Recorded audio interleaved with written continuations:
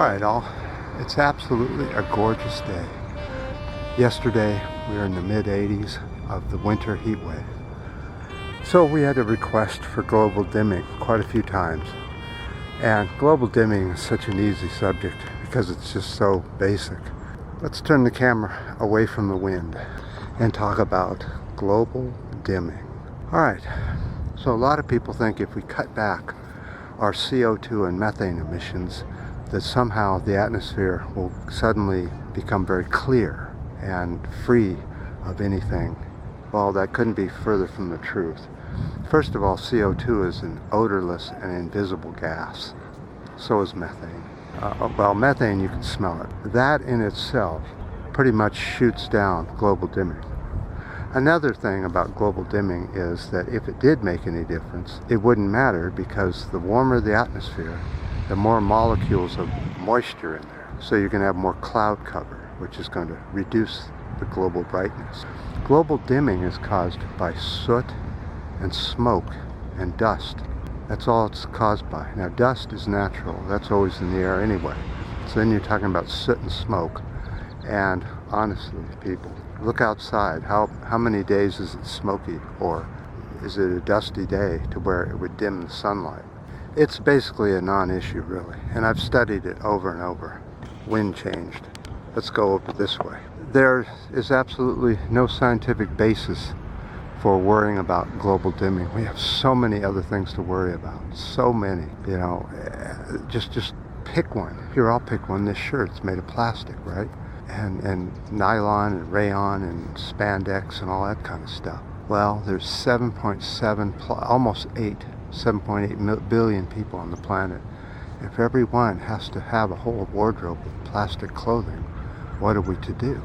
But yet you look for cotton clothing and you find out that cotton can be just as bad as spandex and all the rest because of the farming and the pollution of the raising of cotton. You say, well, what about organic cotton? How much organic cotton is there, and could very many people afford it right now? It's pretty expensive. I seem to have a glitch on my screen now, a new place, a scratch or something. I'm gonna have to work on that.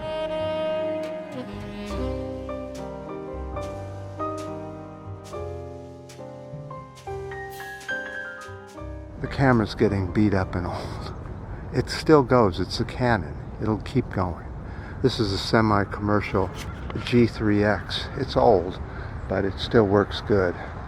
And I enjoy the long lens, 600 millimeter lens on it, which gives me some fantastic looking video. So there you have it. Real fast, real easy, global dimming. Not to worry about it. That's one of those things that will balance out. The hotter it gets, the more clouds there'll be, and it will work itself through, even if we got rid of all the soot and smoke, which is highly unlikely since both those take up to 125 years to come down to Earth. So, global dimming in our lifetime, not a chance of either going up or down. Now, let's go over here.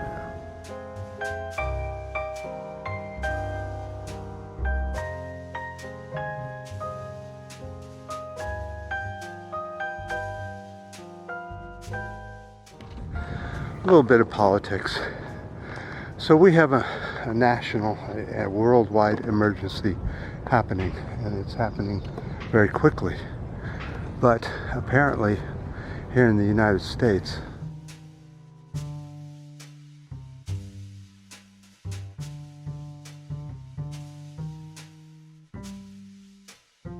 we're being told lies and fibs and all that. Apparently, this virus is now spreading to their pets and animals, livestock, that kind of thing. Do you know how serious that makes this? And you watch that Pompeo thing in the US being grilled on this, and he's so arrogant and so awful. What a horrible person that is. So I don't know what to say about it, but yeah, that new information about the pets becoming infected is really quite disturbing. And as the Orange Man cuts the funding for CDC and other health organizations,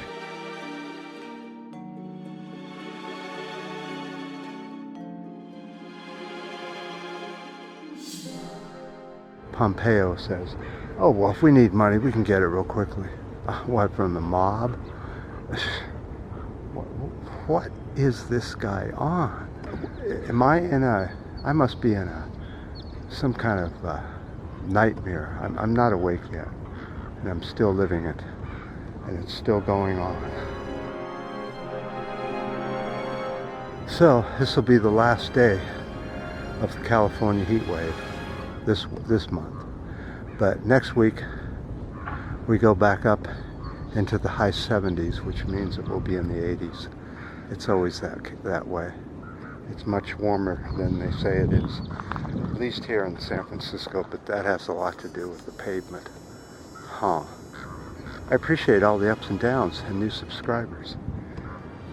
And you guys go ahead and leave comments. And until next time.